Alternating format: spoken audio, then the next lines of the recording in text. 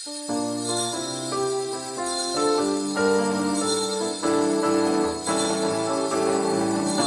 tayo sa Panginoon, siya'y awitan at ating purihin. Ating sambahin ang Panginoon, ang ating kubli at lakas. Lumapit tayo sa Panginoon, siya'y awitan at ating purihin. Lumapit tayo sa Panginoon, siya'y awitan at ating purihin. Lumapit tayo sa Panginoon. Sa ngalan ng Ama at ng Anak at ng Espiritu Santo, Amen. sumayin niyo po ang Panginoon At sumayo rin. upang tayo maging marapat sa misang ito, alina't magsisimula para sa ating mga kasalanan at pagkukulang. Tayo pong lahat, inaamin ko sa makapangyarihang Diyos at sa inyo mga kapatid, na lubha akong nagkasala sa isip, sa salita at sa gawa, at sa aking pagkukulang. Kaya isinasamo ko sa mahal na Birheng Maria, sa lahat ng mga anghel at mga banal, at sa inyo mga kapatid, na ako'y ipanalangin sa Panginoong ating Diyos.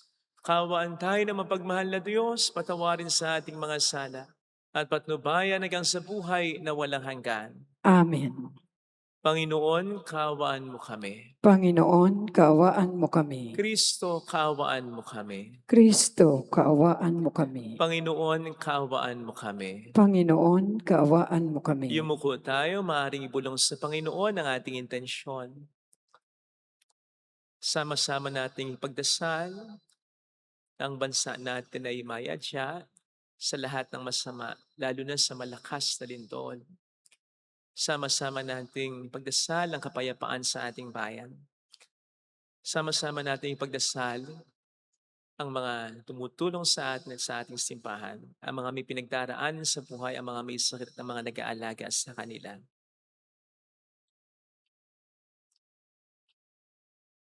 Manalangin tayo. Ama naming makapangyarihan, kaming iyong mga kinupkop ay niloob mong maging maanak sa liwanag mong kaloob. Huwag mong ipahintulot na sa katiwalian kami ay masangkot. Panatilihin mo kaming nagliliwanag sa iyong katapatang lubos na sumisikat. Sa pamamagitan ni Jesucristo, kasama ng Espiritu Santo, magpa sa walang hanggan. Amen. Ang salita ng Diyos mula sa aklat ni Propeta Amos. Gawin ninyo ang matuwid, huwag ang liko, upang kayo'y mabuhay.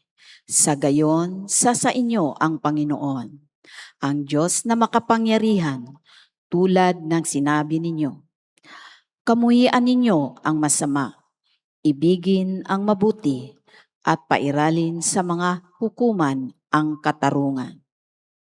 Baka sakaling kahabagan ng Panginoon ang matitirang buhay sa bansang ito. Namumuhi ako sa inyong mga piging, hindi ako nalulugod sa inyong mga pagdiriwang. Hindi ko matatanggap ang inyong mga handog na susunugin, handog na mga uhay at mga hayop na pinataba bilang handog ng pasasalamat. Tigilan na ninyo ang magugulong awitan. Ayokong marinig ang inyong mga tugtugan. Sa halip ay pairalin ninyo ang katarungan, gaya ng isang ilog na umaagos ng patuloy. Ang salita ng Diyos. Salamat sa Diyos. Ang masunuri ng Diyos ay sasagipin niyang lubos. Ang masunurin sa Diyos ay sasagipin niyang lubos. Kayong aking mga lingkod, makinig sa sasabihin. Ako ay Diyos, ang inyong Diyos. Salita ko'y unawain. Ako'y maroong patutuot saksi laban sa Israel. Ang masunurin sa Diyos ay sasagipin niyang lubos. Hindi ako nagagalit dahilan sa inyong handog, ni sa inyong mga haing sa dambanay sumusunog. Bagaman ang mga turoy hindi ko na kailangan, maging iyang mga kambing at ang iyong mga kawan. Ang masunurin sa Diyos ay sasagipin niyang lubos. Pagkat akin iyang hayop sa gitna ng kagubatan, maging bakang naglipana sa maraming kaburulan. Akin din ang mga ibong lumilipad sa itaas, at ang lahat na may buhay sa parang ay akin lahat. Ang masunurin sa Diyos ay sasagipin niyang lubos. Kung ako may nagugutom, hindi ko na sasabihin. Yamang lahat sa daigdig na narito'y pawang akin. Ang karne ng turo, iyon ba'y aking pagkain? At iyon bang inumin ko ay dugo ng mga kambing? Ang masunurin sa Diyos ay sasagipin niyang lubos. Bakit ninyo inuusal yaong aking mga utos? At bakit ang paksa ninyo ay sa tipan na tutungod? Pag kayo ay tinutuwid, agad kayong napupuot at ni ayaw na tanggapin yaong aking mga utos. Ang masunurin sa Diyos ay sasagipin niyang lubos.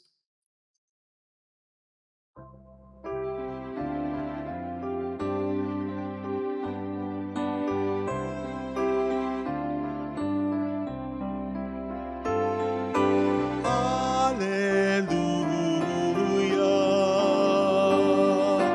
Hallelujah. Hallelujah. Hallelujah.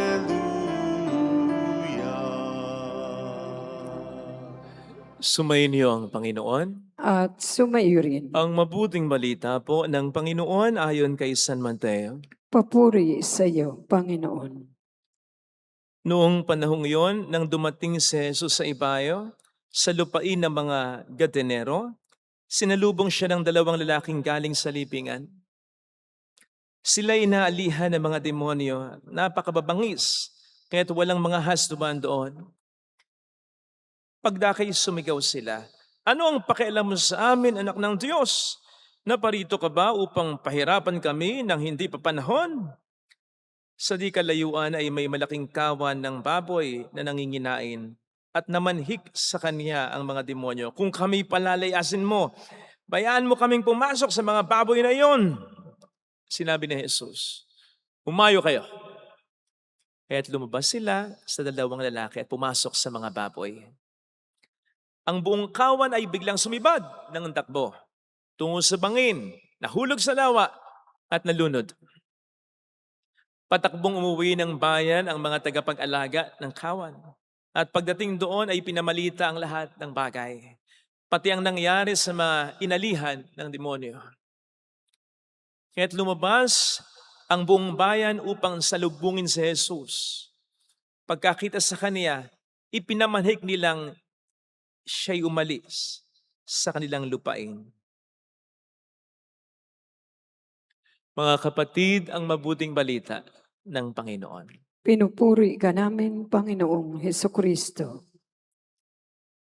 Welcome sa Our Lady of Lasalette Quezon Parish, kung saan nais lang pong umiyak at samahan tayo ng mahal ay nasa pag-iyak at sa pagdarasal upang maging maayos ang lahat. Hindi niyo po ba naitanong kahit minsan kung bakit pinabayaan ni Kristo na sumapi sa mga baboy, sa isang kawan ng mga baboy, ang mga demonyong pinalayas niya mula sa dalawang lalaking Gadareno sa ating narinig na ebanghelyo? I mean, pwede namang palayasin lang or pwedeng puksain na. Bakit pinabayaan pa niyang sumapi sa mga baboy? Tuloy, ipinamanhik ng mga tao na siya umalis na sa bayan nila. Well, tandaan po natin mga kapatid, para sagutin ang tanong na ito, ang Diyos ay hindi kumikilos ng bara-bara. Lagi siyang may plano. So ang lahat ng kanyang mga sinasabi at ang lahat ng kanyang mga ginagawa ay may dahilan. kailangan nating sampalatayanan yan upang hindi tayo maligaw. Lalo pa kung sa kanyang mga salita at kung sa kanyang mga kilos, kung sa kanyang mga desisyon tayo masasaktan. Pakatandaan po natin na makapangyarihan ng Diyos.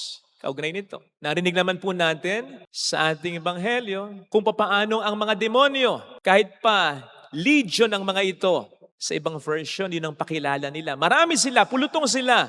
No wonder, walang makapigil sa mga sinasapian nila.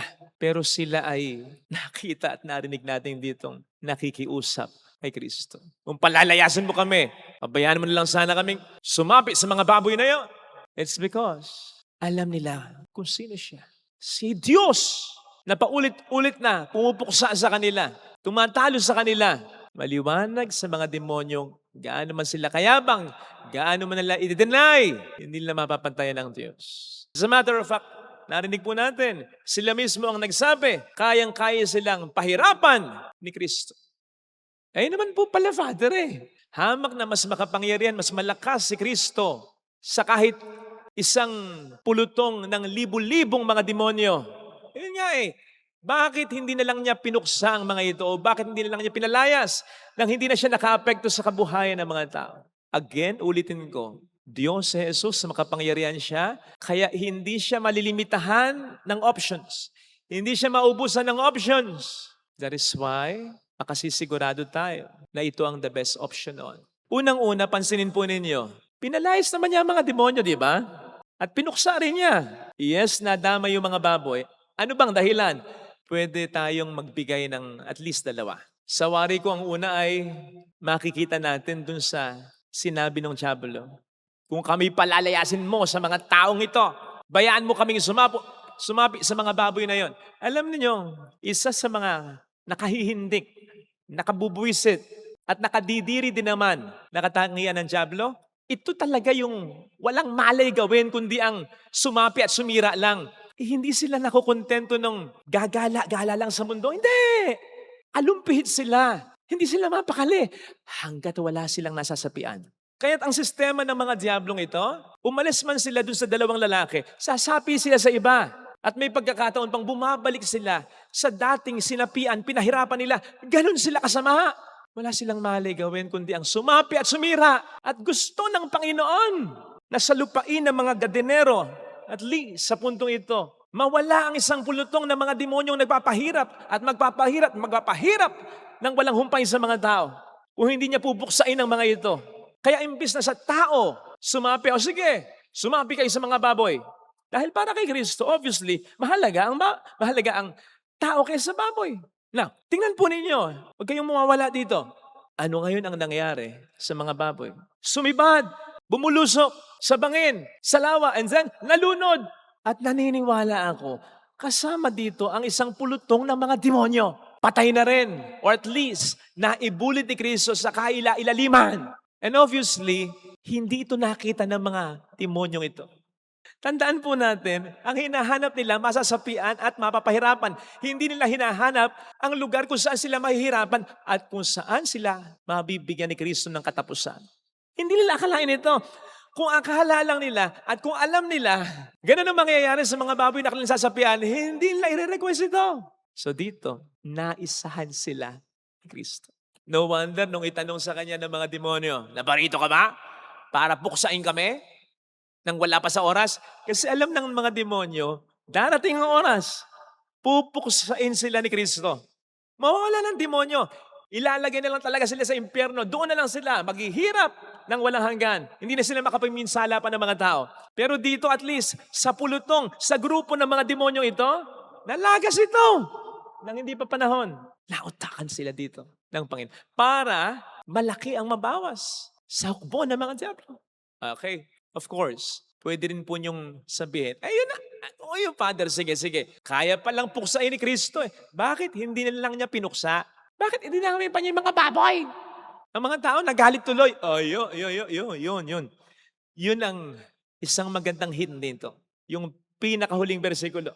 Na matapos, ipaalam ng mga tagapagbantay ng kawan ng mga baboy, sa buong bayan ang nangyayari, lalong-lalo na doon sa 2 lalaki, na finally freed from devil's oppression. Anong ginawa ng mga tao? Ipinamanhik nila, pinakiusapan nila si Kristo na umalis na. Bakit? Perwisyo sa kabuhayan nila. In other words, namili sila dito. Si Kristo ba? Yung liberation na maibibigay niya, yung blessing na maibibigay niya, yung kapanatagan, yung kapayapaan na maibibigay niya, o yung kabuhayan nila, o ano man o sino man na sa kanila ay mahalaga. At hindi si Jesus ang pinili nila. Alam po ninyo, para sa akin, kung papaanong sa demonyo, planadong-planado ni Kristo ang aksyon niya, pati na rin sa mga tao. Planadong-planado niya ito. Sapagkat, inaalok niya ang kanyang sarili sa kanila na hindi naman mga Hudyo. Pero gusto niyang paglingkuran. Gusto niyang mahalin. Gusto niyang bigyan ng kaligtasan. Tulad ng mga Hudyo. Pero nasa sa kanila. Sapagkat hindi niya ipipilit ang kanyang sarili sa kanila. Lalong hindi siya papayag na piliin nila siya pero may karipal na iba. O di ba yun ang sabi ng ating Diyos? Ibigin mo ko ng buong puso, ng buong pag-iisip.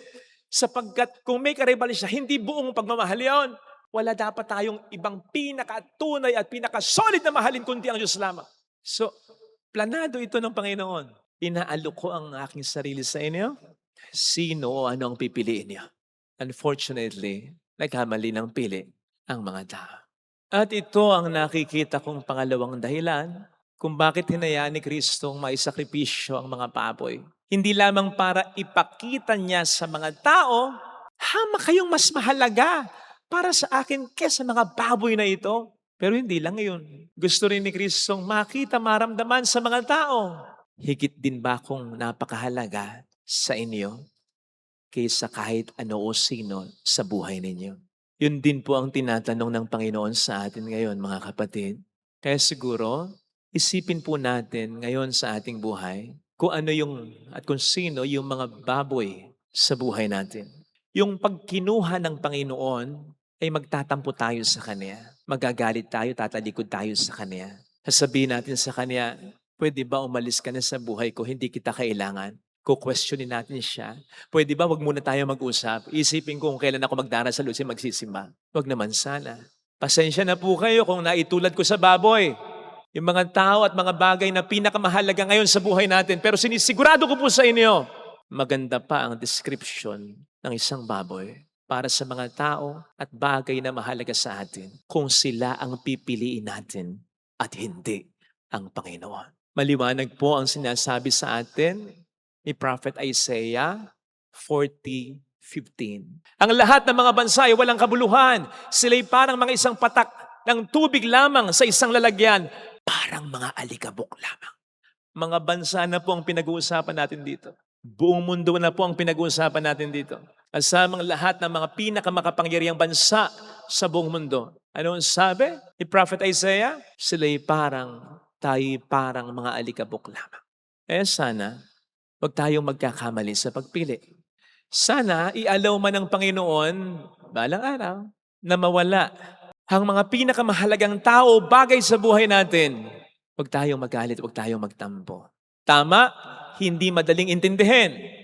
Pero siguro naman madaling intindihin ito. Hamak na mas mahalaga ang Diyos sa kahit sinong mahalaga o anong mahalaga sa buhay natin. Amen? Amen. But not until kunin ng Panginoon ang mga tao o bagay na mahalaga sa atin. Sana hanggang doon, amen pa rin.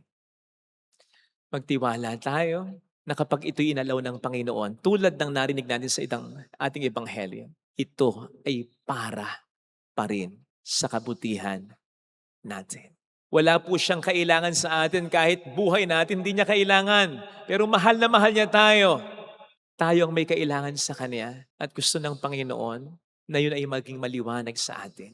Pahalagahan po sana natin siya ng higit sa sino mang tao, anumang bagay sa buhay natin. Amen. Ilagay natin ang ating kanang kamay sa tapat ng ating puso.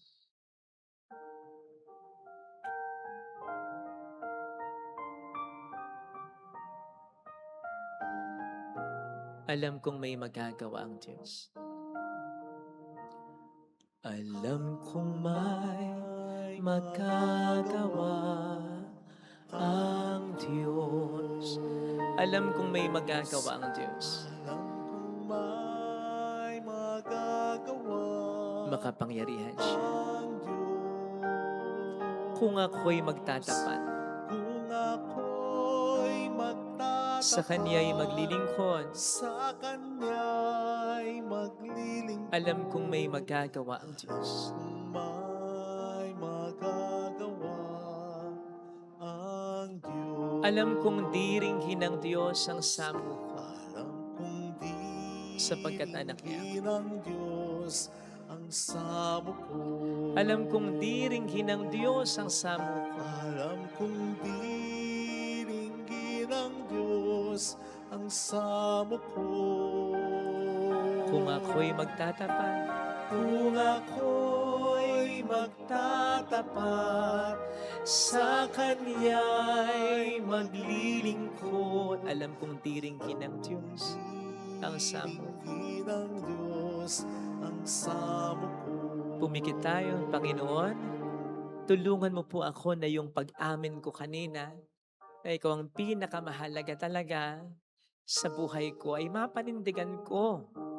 Kahit na dumating ang mga matitinding pagsubok na involve ang mga bagay at mga mahalagang tao sa buhay ko. Sana ano man ang mangyari, patuloy akong kumapit sa iyo. Siguradong masasaktan ako. Siguradong manghihina ako. Pero Panginoon, tulungan mo akong maging malakas na panghawakan ng alam kong totoo at alam kong pinakatama. Ikaw yun, Panginoon. Tulungan mo kung ikaw ang pinakamaging buhay ko. Hallelujah! Purihin ang Diyos. Hallelujah! Pasalamatan siya. Siya ay muling babalik sa atin. Hindi kanya iiwan. Hindi kanya pababayaan. Paniwalaan mo yan. Hallelujah! Purihin ang Diyos. Hallelujah! Sa takdang panahon, babalik ang Panginoon upang tayo ay kunin. Tapat siya sa kanyang mga pangako sa atin. Sabihin mo sa sarili mo, mayroong magandang mangyayari sa iyo. Higit pa sa inaasahan mo. Sapagkat mahal ka ng Diyos, pakatandaan. Kung lalapit ka kay Jesus, kaya gusto rin yan na siya ang pinakamahalin mo, pinakapagkatiwalaan mo, at pinakapagsalalayan mo ng buhay mo, mayroong magandang mangyayari. Dahil ito ay para sa iyo. Kung nag-uutos siyang mahalin mo siya ng buo, ito ay para sa atin, kapatid. Kung siyang magiging lahat-lahat sa atin, wala na tayong magiging kailangan pa. Papuri sa Ama at sa Anak at sa Espiritu Santo. Kaparanan sa unang-una, ngayon magpakailanman at magpasawalang hanggan. Amen. Pag-aalay.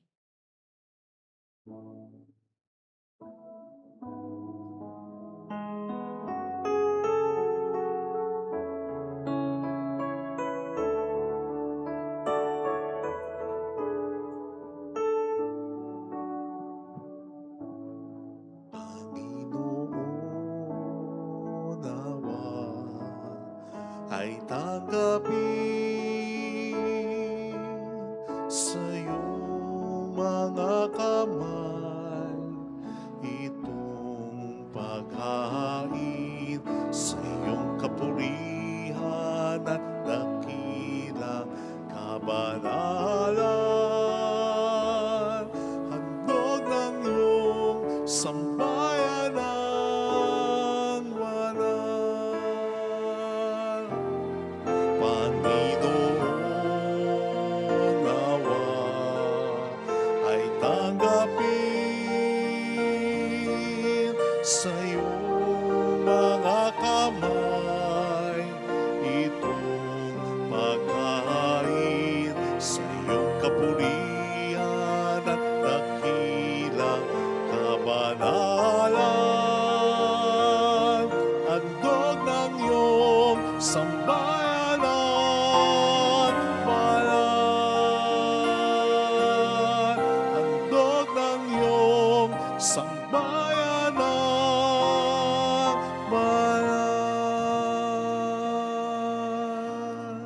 Manalangin tayo, pangating handog ay maging kalugod-lugod sa Diyos Amang makapangyarihan. Tanggapin nawa ng Panginoon itong paghahain sa iyong mga kamay, sa kapurihan niya at karangalan sa ating kapakinabangan at sa buong sambayanan niyang banal. Ama naming lumikha, ang paghahain namin sa iyong ngalan ay siya nawang sa amin dumalisay upang ito ay maging pagganap araw-araw ng aming paglipat sa buhay sa kalangitan sa pamamagitan ni Heso Kristo kasama ng Espiritu Santo magpasa walang hanggan. Amen. Sumainyo po ang Panginoon. At sumaiyo rin. Itaas sa Diyos ang inyong puso at diwa. Itinaas na namin sa Panginoon. Pasalamatan ng ating Panginoong Diyos. Marapat na siya ay pasalamatan. Ama naming makapangyarihan, tunay ang marapat na ikaw ay aming pasalamatan sa pamamagitan ni Heso Kristo na aming Panginoon. Siya ay naging kapwa naming maaasahan upang may mangunang umako sa pananagutan dahil hangad mong magbago ang kinamias ng pagkakanya-kanya ng sangkatauhan. Bunga ng pagtitiis, siya ay nanaig. Ang kamatayan ay kanyang nalupig. At siya ang aming daan para aming masapit ang iyong tapat at maasahang pag-ibig. Kaya kaisa ng mga anghel na nagkisiawit ang papuri sa iyo ng walang humpay sa kalangitan, kami nagbubunyi sa iyong kadakilaan. Santo, Santo, Santo, Panginoong Diyos ng mga hukbo, napupuno ang langit at lupa ng kadakilaan mo. Usana sa kaitaasan. Pinagpala ang naparirito sa ngalan ng Panginoon. Usana sa kaitaasan. Ama naming banal, ikaw ang bukhal ng tanang kapanalan. Kaya't sa pamamagitan ng iyong Espiritu gawin mo pong banal ang mga kaloob na ito upang para sa amin ay maging katawan at dugo ng aming Panginoong Heso Kristo. Bago niya pinagtiis ang kusang loob na maging handog, hinawakan niya ang tinapay, pinasalamatan kaniya, pinaghati-hati niya iyon, iniabot sa kaniyang mga alagad at sinabi, tanggapin ninyong lahat ito at kanin. Ito ang aking katawan na iahandog para sa inyo.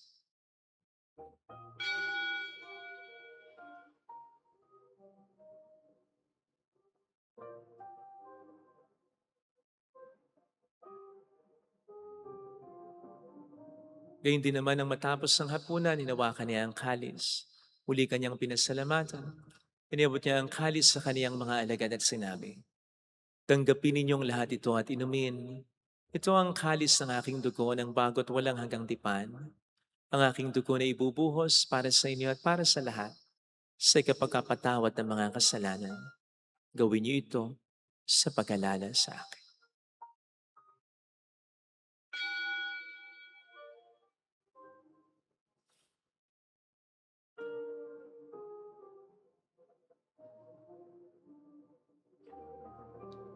Ang misteryo ng ating pananampalataya. Si Kristo'y namatay, si Kristo'y nabuhay, si Kristo'y babalik sa wakas ng panahon.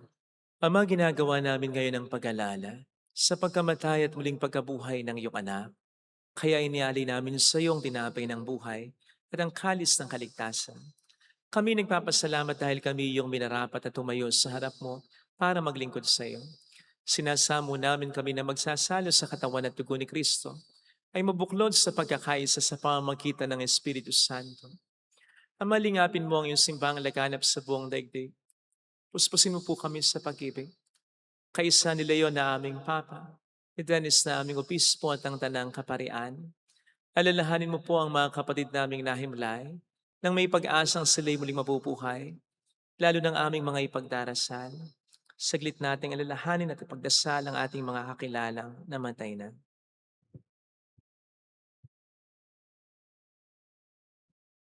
Kaawaan mo sila at patuloyin sa iyong kaliwanagan. Kaawaan mo at paging tapatin kaming lahat na makasalo sa iyong buhay na walang wakas. Kaisa ang mahal na Birhen ng Lasal at ang Ina ng Diyos, isanusay ang kabiyak ng kanyang puso, lahat ng mga panal na namuhay dito sa daigdig ng kalugod-lugod sa iyo.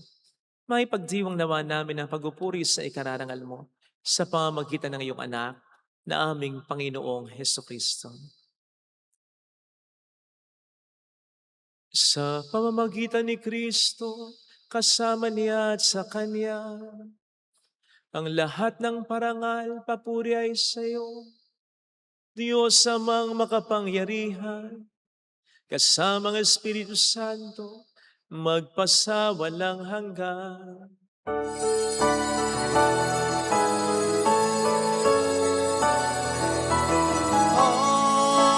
Amen.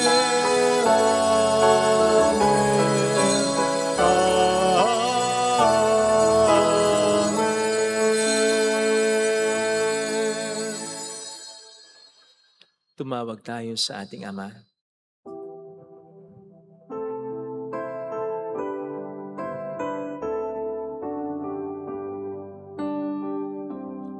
Ama namin, sumasalangit ka, sambahin ang ngalan mo, mapasa amin ang kaharian mo, sundin ang loob mo dito sa lupa para ng sa langit. Bigyan mo kami ngayon ng aming kakanin sa araw-araw. At patawarin mo kami sa aming mga sala, para ng pagpapatawad namin sa nagkakasala sa amin.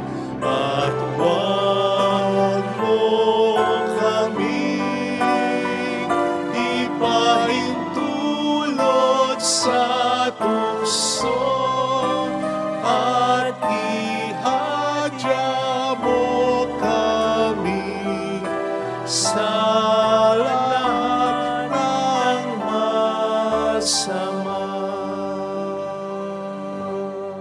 Iniling namin kami adya sa lahat ng masama, pagkalooban ng kapayapaan araw-araw, iligtas sa kasalanan, samantalang aming pinaghahandaan ng dakilang araw ng pagpapahayag ng tagapagligtas naming si Heso Kristo.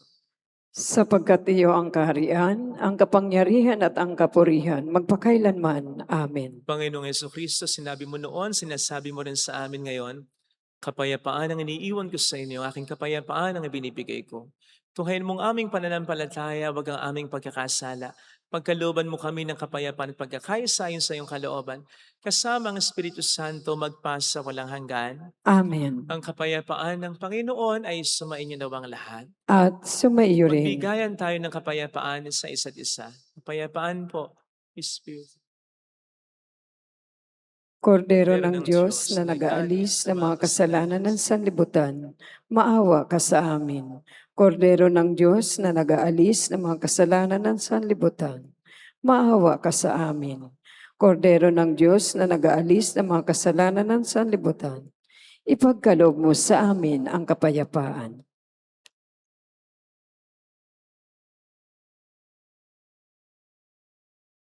Narito sa harap natin ng Panginoon ang ating buhay at kaligtasan. Mapalad tayong inaanyayahan. Panginoon, hindi ako karapat-dapat na magpatuloy sa iyo. Ngunit sa isang salita mo lamang ay gagaling na ako.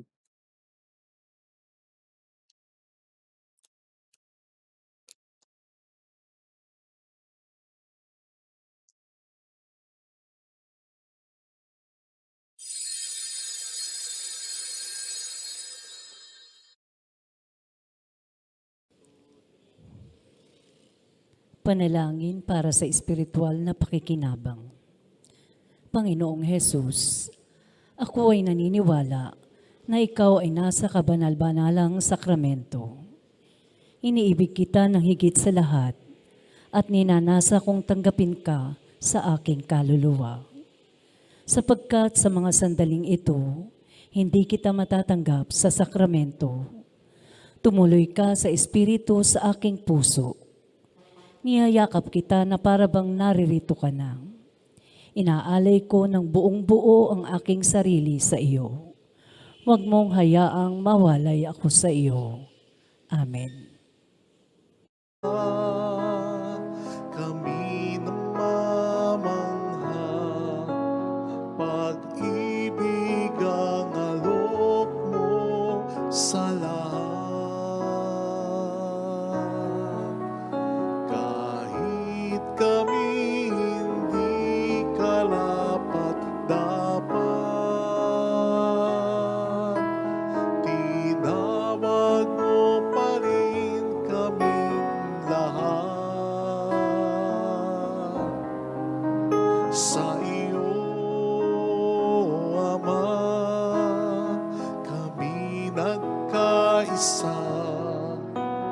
nagpupuri ngayon ang aming puso at kaluluwa.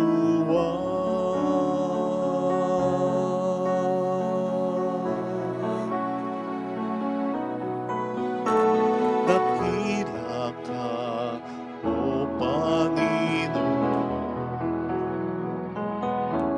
dakila rin ang iyong pag-ibig na handog. Dakila ka pagkat sa araw na ito, tinawag mo kami upang maging anak mo. Dakila ka, O Panginoon, dakila rin ang iyong pag-ibig na handog. Dakila ka pagkat sa araw na ito, tinawag mo kami upang maging anak mo.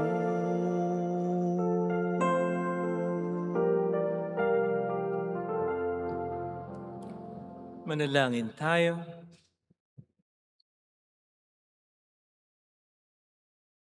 Ama naming mapagmahal, kaming iyong pinapakinabang ay lobin mong laging lumingon sa pinanggalingan ng tinanggap namin ngayon para pagsaluhan. Sa pamamagitan ni Jesucristo, kasama ng Espiritu Santo magpas sa walang hanggan. Amen. Holy God, Holy Mighty One, Holy Immortal One. Have mercy on us and on the whole world. Holy God, Holy Mighty One, Holy Immortal One. Have mercy on us and on the whole world. Holy God, Holy Mighty One, Holy Immortal One. Have mercy on us and on the whole world. Jesus, King of Mercy, We trust in you. alalahanin. Alalahanin o mahal na Birhen ng Lazaret, ina ng pag-asa, ikaw ang nagpapaalala sa amin magbalik loob sa Ama. Ito ang nagpapatunay na ang kagandahan loob mo'y nanatiling busilak. Sa pag-aaruga mo sa amin, tungkulin mo'y tinupad. Sa paanan ni Kristo ay tinurin mo kami mga tunay mong anak. Kaya ninais mong ni Isay wag mapahamak. Maging sa iyong walang tigil na pananalangin pati luhay pumatak. Huwag naman mawala ng saysay ang iyong paghihirap. Hiling nawa namin sa iyo o aming inang liyag, na matapos ang pakikibaka namin sa mundong ito at sa pananatili namin tapat kay Kristo, sa kapurihan mo'y makibahagi kaming ganap, upang kung nasaan ka ngayon ay maparoon din kaming lahat, at ang kaganapan ng kaluwalhatian ng Diyos sa may tuluyang matupad, siya ay nawa. Mahal na Birhen ng Lazaret, tagapagkasundo ng mga makasalanan. Ipanalangin mong walang patid, kami mga dumudulog sa iyo. Marami pong salamat sa inyong pakikisa at sa mga tulong na binibigay ninyo na nagiging dahilan para marami din po tayong matulungan. Marami pong salamat sa pagmamahal nyo sa simbahan. Ang Diyos na pong bahalang magsublit sa inyo. Yan po ang lagi namin, lagi kong personal na dasal dito. Salamat po. Sumayin niyo ang Panginoon. At sumaiyo rin. Malain kayo kasama ng ating pamilya na mapagmahal na Diyos, ng Ama at ng Anak, ng Espiritu Santo. Amen. Umayo tayo sa kapayapaan ni Kristo. Salamat sa Diyos.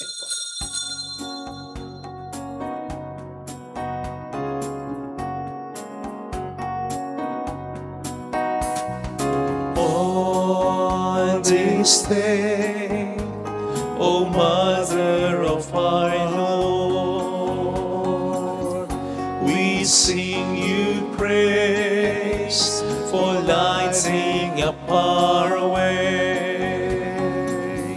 Your tears did soften up the hearts of men, and they still do today. May our love for you bring comfort in your pain. On this day, O Mother of our Lord, we sing you praise for lighting up our way. Your tears did soften up the hearts of men, and they still do today. May our love for you bring comfort in your pain.